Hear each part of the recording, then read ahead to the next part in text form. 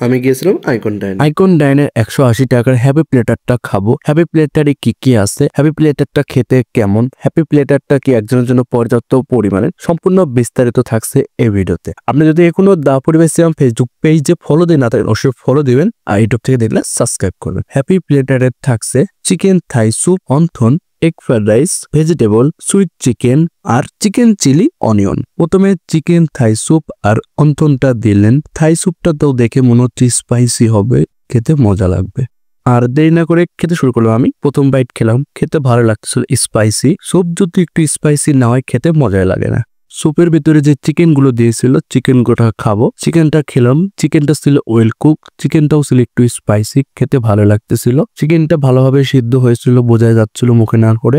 অন্থনটা খাবো, অন্থনটা খেলাম, অন্থনটা ছিল ক্রিস্পি, খেতে ভালো লাগতেছিল। অন্থনের সাইজটাও ছিল বেশ বড়ই। এবার অন্থন আর চিকেন থাই স্যুপটা একসাথে টেস্ট করা যাক। দুইটা মিক্স করলাম না, এবার উপর থেকে তুলে নিয়ে স্যুপের সাথে টেস্ট করলাম, খেতে ভালো লাগতেছিল। হালকা একটা ক্রিস্পি ফিলও পাচ্ছিলাম। যদি অন্থনটা একটু বেশি সময় স্যুপের ভিতরে রাখা যায় ওটা গলে যাবে। যারা একটু বেশি স্পাইসি খেতে পছন্দ করেন তারা এই মরিচ পানি দিয়ে খেতে পারেন আমার মতো। স্যুপের সাথে মরিচ পানির সাথে আরো পাবেন টমেটো সস। যদি আমি এটাকে মরিচ পানি বলে থাকি, আপনারা কে কি বলেন অবশ্যই জানাবেন। আবারও অন্থন আর থাই স্যুপটা খেলাম, খেতে ভালো লাগছে। এবার একটু বেশি স্পাইসি লাগতেছিল মরিচ পানি দেওয়ার কারণে। আপনারা যারা বেশি স্পাইসি পছন্দ করেন তারা মরিচ পানি বেশি দিয়ে খাবেন, যারা স্পাইসি পছন্দ করেন না তারা এমনি নর্মালি খাবেন।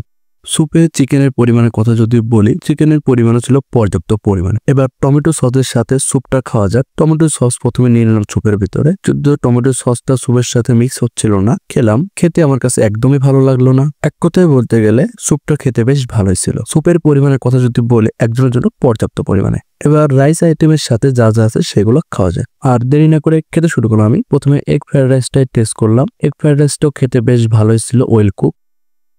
এবার ভেজিটেবল আর এগ ফ্রাইড রাইসটা টেস্ট করলাম। ভেজিটেবলটাও ছিল ওয়েল কুক, যদিও ভেজিটেবল খেতে আমার কাছে কোনো জায়গাটা অতটা ভালো লাগে না, যদিও এটা মোটামুটি ভালোই ছিল। ভেজিটেবল গুলো ছিল ওয়েল কুক, ভালোভাবে সিদ্ধ হয়েছিল। এবার সুইট চিকেনের সাথে এগ ফ্রাইড রাইসটা খেলাম, খেতে বেশ ভালো লাগতেছিল। চিকেন গুলো ছিল ওয়েল কুক, ভালোভাবে সিদ্ধ হয়েছিল চিকেন গুলো। সুইট চিকেন নাম শুনে হয়তো ভাববেন এটা একটু মিষ্টি খেতে, যদিও এটা কোনো মিষ্টি লাগেনি আমার কাছে, এটা হালকা স্পাইস ছিল, হালকা একেবারে। এবার চিকেন চিলি অনিয়নটা এগ ফ্রাইড রাইসের সাথে খাওয়া যাক। চিকেন চিলিটা এগ ফ্রাইড রাইসের সাথে খেলাম, খেতে ভালো লাগছিল, যদি আমার কাছে মনে হলো এটা লবণ একটু বেশি ছিল। চিকেন চিলি অনিয়নে চিকেন গুলো ছিল ওয়েল কুক, ভালোভাবে সিদ্ধ হয়েছিল, খেতে ভালো লাগতেছিল। আমার কাছে এই রাইস প্লেটারে সুইট চিকেনটা খেতে বেশ ভালো লেগেছে। ভাবা যায় মাত্র 180 টাকায় চিকেন থাই স্যুপ সাথে আবার একটা রাইস প্লেটার। যদিও এই অফারটা ছিল মাত্র 3 দিনের জন্য, 26শে জানুয়ারি, 27শে জানুয়ারি, 28শে জানুয়ারি। আমি গিয়েছিলাম 28শে জানুয়ারি দুপুরে, মানে একেবারে শেষ দিন গিয়েছিলাম। আমি গিয়ে প্লেটারটা টেস্ট করি, প্লেটার খেতে আমার কাছে বেশ ভালো লেগেছে।